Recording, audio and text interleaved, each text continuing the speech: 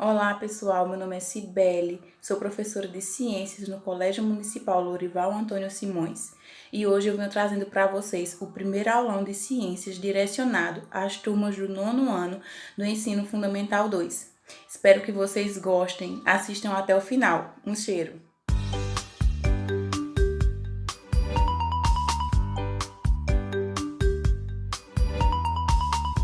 Olá pessoal, vamos dar início ao nosso aulão de Ciências direcionado às turmas de 9º ano do Colégio Municipal Lourival Antônio Simões. Como eu já falei para vocês, o meu nome é Cibele. Vamos começar falando sobre matéria. Afinal, o que é matéria? Matéria, podemos dizer, que é tudo aquilo que tem massa e ocupa um lugar no espaço, que tem massa e tem volume. E temos exemplos de matéria: a madeira, o ferro, o vidro, a água, o ar, né? São exemplos de matéria. Existe algo que não seja matéria? Sim, a luz. A luz é um exemplo de algo que não é matéria. Nós não podemos chamar a luz de matéria. Então, uma porção delimitada da matéria é chamada de corpo, né? Quando eu tenho uma porção de uma matéria, um exemplo, eu tenho uma madeira, que é a minha matéria, e uma porção daquela madeira, um pedaço de madeira, né? Eu chamo de corpo, né? Nós temos o exemplo também de um caco de vidro. Minha matéria é vidro, um pedaço de vidro, um caco de vidro, é um corpo. Quando um corpo é usado como um utensílio ou ferramenta pelo homem, temos um objeto, ou seja, aquela matéria será transformada com uma função, né? Terá uma função específica, a gente vai chamar de objeto. Então, temos a matéria madeira, um pedaço de madeira, nosso corpo, uma cadeira de madeira, o nosso objeto. Temos a matéria ouro, né? Um pedaço de ouro, uma barra de ouro, nosso corpo, um anel de ouro, o nosso objeto. Você já deve ter percebido que alguns materiais são mais duros, outros quebram com facilidade, alguns são coloridos e outros não apresentam cores, né? Tais características são denominadas de propriedades da matéria. As propriedades da matéria, que podem ser observadas em um corpo, podem ser classificadas em propriedades gerais e propriedades específicas. As propriedades gerais quer dizer que cada parte da matéria, todas as partes da matéria irão possuir. Já as propriedades específicas, o nome já diz, né? Específica. Cada matéria vai ter a sua. Propriedades gerais da matéria. São as propriedades da matéria observadas em qualquer corpo, independente da sua substância da qual é constituído. E são elas, as propriedades gerais da matéria são impenetrabilidade, elasticidade, indestrutibilidade, massa, extensão e inércia. Impenetrabilidade é a propriedade que os corpos têm de não ocuparem o mesmo lugar no espaço ao mesmo tempo. Eu gosto de dar o exemplo de um copo com água. Se eu pego um copo com água, né, e coloco um determinado volume de água, né, e depois acrescento uma pedra dentro, o que vai acontecer com esse volume de água dentro do copo? Ele irá aumentar. Isso prova que dois corpos não ocupam o mesmo lugar no espaço, porque antes de eu colocar a pedra dentro da água, eu tenho um determinado volume. Após eu colocar a pedra dentro da água, eu vou ter o volume da água juntamente com o volume da pedra.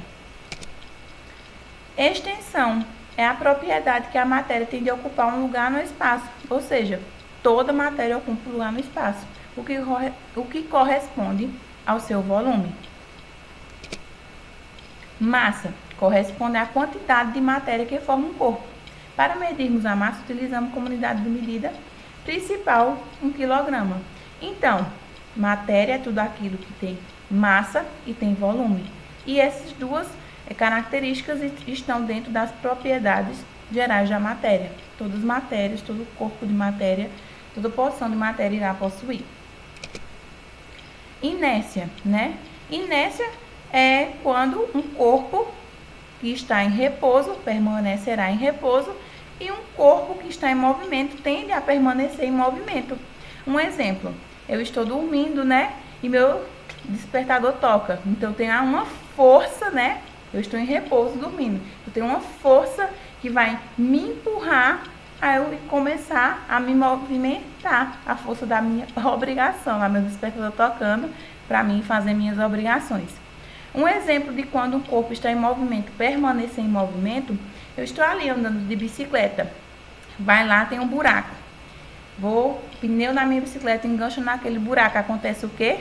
A gente para junto com a bicicleta ou a gente voa, vai e cai. Então, isso é um exemplo que o corpo que está em movimento tende a permanecer em movimento. A bicicleta foi lá, caiu no buraco, ficou, mas eu continuei em movimento. Elasticidade é a propriedade que um corpo tem de voltar à sua forma inicial, cessada a força a que é submetido. Um exemplo, quando a gente é criança, né, vai passear na casa da família, a mãe sai com a gente, ai que menino fofinho, pega na bochecha. Quando estica nossa bochecha, a nós, como matéria, podemos voltar à nossa forma inicial, né? Já pensou toda vez que alguém apertasse a nossa bochecha, quando somos crianças, não voltássemos à nossa forma inicial, como ficaria estranho? Indestrutibilidade é a propriedade que a matéria tem de não poder ser criada nem destruída, apenas transformada. Então, a matéria não pode ser nem criada nem destruída, eu posso transformá-la assim, né? Assim fazer. Propriedades específicas da matéria. São as propriedades observadas em um certo grupo de matéria. São divididas em organolépticas, químicas e físicas. O nome já diz, específicas, então nem todas as matérias vão possuir. São as organolépticas, as químicas e as físicas. As propriedades organolépticas são as propriedades pelas quais certas substâncias impressionam nossos sentidos. São a cor, o sabor, o brilho, o odor, né? Entre outras. As propriedades químicas são aquelas que caracterizam quimicamente as substâncias. Vale destacar, né, a combustão, a hidrólise, a reatividade, dentre outros. As propriedades físicas são as propriedades que caracterizam as substâncias fisicamente, diferenciando-os entre si. As mais importantes são ponto de fusão, ebulição, solidificação, condensação, estados físicos da matéria. Estados físicos da matéria são as fases ou as diferentes formas de como uma substância pode se apresentar no espaço. Os principais são sólido, líquido e vapor. O estado sólido é quando os átomos das moléculas constituintes da matéria estão em estado de agitação baixo, podendo ser concentrados mais átomos em um mesmo espaço físico. Possui forma e volume físico. A força de atração é maior que a força de repulsão entre as suas moléculas. Como eu gosto de dizer, as moléculas querem estar ali bem agarradinhas, bem juntinhas. Nós temos o exemplo da bola de bilhar, que pode ser colocada em qualquer tipo de recipiente. Eu posso colocar ela numa bacia, posso colocar ela na rua, dentro de um copo. Ela não vai alterar o seu formato, ela terá sempre o formato de bola de bilhar, né? Nem diminuindo e nem aumentando o seu volume por conta dessa força de atração, dessas moléculas estarem bem juntinhas umas às outras, assim formando o estado sólido. O estado líquido ocorre quando as moléculas já estão um pouco mais dispersas em relação à mesma matéria no estado sólido. Substâncias no estado líquido têm volume fixo, porém a sua forma pode variar. A força de atração é aproximadamente igual à força de repulsão entre suas moléculas. Como assim, professora? As moléculas estão decidindo, não sabe se querem estar junto ou estar separado. Então, nem querem separar, nem querem juntar. Então, elas estão confusas. E, por exemplo, nós temos o exemplo, a água, né, no estado líquido. A água, se eu colocar ela numa jarra de vidro, ela vai tomar o formato de uma jarra de vidro. Se eu colocar ela no copo, ela toma o formato de um copo. Se eu colocar ela dentro de uma garrafa, ela vai tomar o formato daquela garrafa. Então, as substâncias no estado líquido têm o volume fixo, porém, variam a sua forma. Vapor, né? Acontece quando as partículas que formam a matéria estão bastante afastadas, dispersas no espaço. Por isso, elas podem ter a forma e volume variáveis. A força de atração é menor que a força de repulsão entre as moléculas. Como eu costumo dizer, as moléculas estão fazendo assim, sai daqui, vai, afasta, afasta. Por exemplo, o oxigênio pode ser comprimido dentro de um cilindro e tomar a forma desse cilindro, né? mudanças de estado físico. Então, a matéria pode passar de um estado físico para outro, né, com influência de fatores externos, como a pressão e a temperatura. As mudanças de um estado físico para outro recebem denominações específicas. Então, essas denominações, a gente vai falar um pouquinho sobre elas agora. Quando eu tenho, vamos usar a água sólida passando para a água líquida. Do sólido para o líquido, a gente chama de fusão. Do líquido para o gasoso, vaporização. Voltando, se eu estou no estado gasoso e quero ir para o líquido, liquefação ou condensação. Do estado líquido para o sólido, solidificação. Professora, mas existe passar diretamente do sólido para o gasoso? Sim, a gente chama de sublimação. E do gasoso para o sólido, da mesma forma, sublimação também. Um exemplo de sublimação, né, que nós podemos citar, é a da naftalina, que a gente coloca, ela passa do estado sólido diretamente para o estado gasoso. Características importantes nas mudanças de estado físico é o ponto de fusão e de solidificação. O ponto de fusão é a temperatura em que uma substância muda do estado sólido para o estado líquido. Então, tem a determinada temperatura para que essa substância passe de um estado para o outro. Da mesma forma, acontece com o ponto de solidificação, que corresponde ao processo inverso. A substância está no estado líquido e passa para o estado sólido. E tem uma temperatura específica para isso. Ponto de ebulição e ponto de liquefação ou condensação. A temperatura que a substância muda do estado líquido para o estado de vapor. Então, tem a temperatura determinada para determinada substância passar por esse ponto de ebulição do estado líquido para o vapor. Do mesmo modo, o ponto de condensação corresponde ao processo inverso. A substância está no estado de vapor e vai passar para o estado líquido. Então, tem que ter a temperatura ideal para cada tipo de substância. Influência da pressão. Pressão e temperatura são grandezas diretamente proporcionais. Como assim, professora? Quanto maior a pressão, maior a temperatura de ebulição. Um exemplo que eu gosto de dar é o da panela de pressão. Como o próprio nome sugere, né, na panela de pressão, a pressão interna é bem maior do que a pressão externa, fazendo com que a temperatura de ebulição da água aumente, passando a ser algo em torno de 120. Coisas que, se a água não estivesse numa panela de pressão, ela iria entrar em ponto de ebulição em mais ou menos 100 graus Celsius. Ou seja, então, nessas condições, né, estaremos cozendo o alimento a uma temperatura maior que numa panela aberta, gastando assim menos tempo para o cozimento. Então, a pressão ali é maior, né, dentro da panela, então a temperatura para chegar ao meu ponto de ebulição também será maior. Transformações químicas. As transformações químicas, né, falamos em transformações de estado físico e agora vamos falar nas transformações químicas. Ocorrem quando há alteração na constituição do material, formando assim novas substâncias.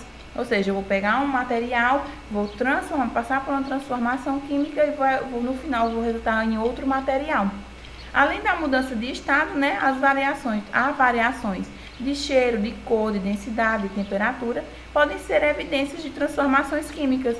Nelas podem ocorrer explosão e liberação de gases. E é possível confirmar a origem de novas substâncias quando a gente compara com o produto inicial. Produto é a nova substância, é o que foi feito, né, quando ocorreu a reação. Enquanto reagente é a substância que lhe dá origem, ou seja, a substância inicial. Uma transformação química ocorre quando as substâncias iniciais se rompem e os átomos presentes se rearranjam e formam novas substâncias.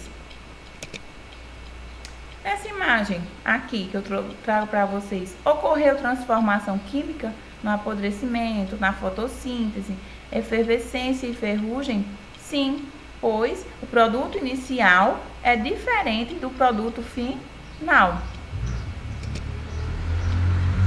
As transformações químicas podem ocorrer por ação do calor. Também podemos chamar de termólise ou pirólise. Um exemplo de transformação química por calor é o cozimento dos alimentos, né?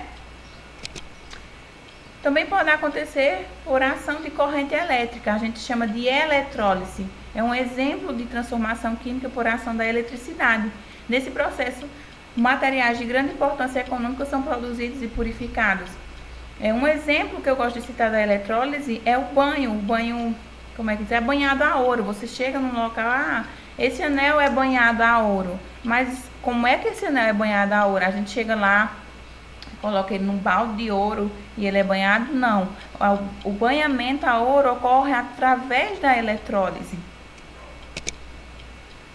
Por ação da luz. Esse tipo de transformação é chamada de fotólise, como temos o exemplo da fotossíntese. A fotossíntese utiliza a luz solar, né? Libera oxigênio, uma reação, produto, oxigênio, e utiliza a água e o dióxido de carbono para produzir o seu, como é que eu posso dizer, alimento e se desenvolver. Junção de duas ou mais substâncias. Esse tipo de transformação ocorre quando as substâncias são misturadas. Quando eu misturo uma substância com outra, tem um produto diferente dos produtos iniciais. O exemplo que podemos citar é a mistura de iodeto de potássio, né, que é incolor, com nitrato de chumbo, que é também incolor, resultando num produto de iodeto de chumbo. Como vocês podem ver na imagem, o iodeto de chumbo é amarelo. Vamos falar agora sobre a unidade fundamental da matéria, né? O átomo. Ele, além de ser a unidade fundamental da matéria, é a menor fração capaz de identificar um elemento químico, pois já tem sua identidade. O átomo, o termo átomo, né, deriva do grego e significa indivisível. Os átomos são constituídos de quê? Núcleo. E no núcleo a gente encontra o quê? Prótons e nêutrons. O átomo também possui uma eletrosfera. A eletrosfera é a região onde ficam os elétrons ali, girando ao seu redor. Certo? Então vamos lá. Os elétrons são partículas muito pequenas de carga negativa que se movem ao redor do núcleo, se movem na eletrosfera. Os prótons são partículas positivas que estão localizadas no núcleo. Os nêutrons são partículas com cargas nulas, sem cargas, que também estão localizados no núcleo de um átomo. E todos os elementos, né, químicos são definidos pelo seu número de prótons, que o número de prótons equivale ao número atômico. Resumidamente, podemos fazer uma tabela para diferenciar as 3 partículas subatômicas principais que fazem parte da estrutura de um átomo, né? O próton tem massa relativa igual a 1, carga elétrica positiva, mais 1.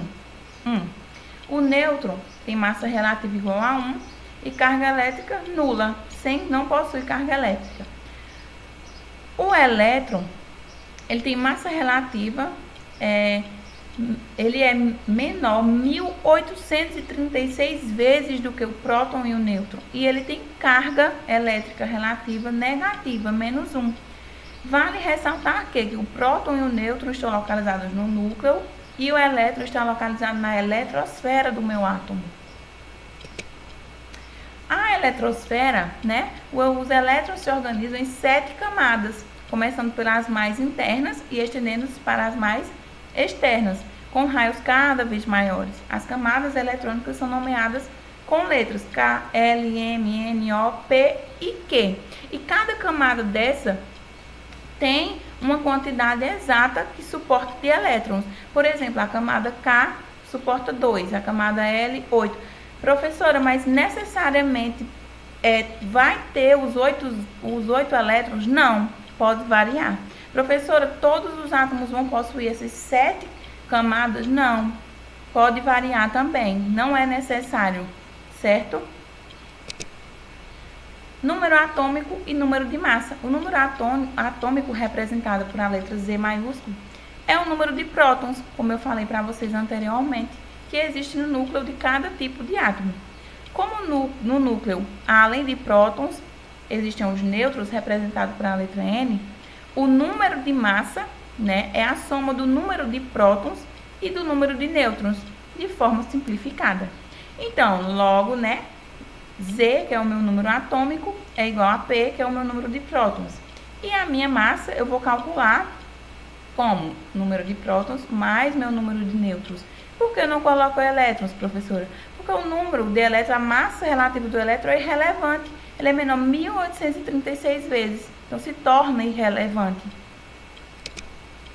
Eu trouxe uma questãozinha aqui para vocês, para a gente raciocinar. O átomo constituído de 11 prótons, 12 nêutrons e 11 elétrons apresenta, respectivamente, número atômico e número de massas iguais a. Então, vamos relembrar. Número atômico é igual ao meu número de prótons. Então, o meu número atômico será 11. Minha massa eu calculo como? Número de prótons mais o meu número de nêutrons. Então, vamos lá. 11 mais 12 é igual a 23. Então, Z é igual a 11, que Z é o meu número atômico. E A, que é o meu número de massa, é igual a 23. Alternativa correta, letra E. Então, pessoal, esse foi o nosso aulão. Espero que vocês tenham gostado, entendido tudo direitinho. Qualquer dúvida, estou à disposição. Beijo!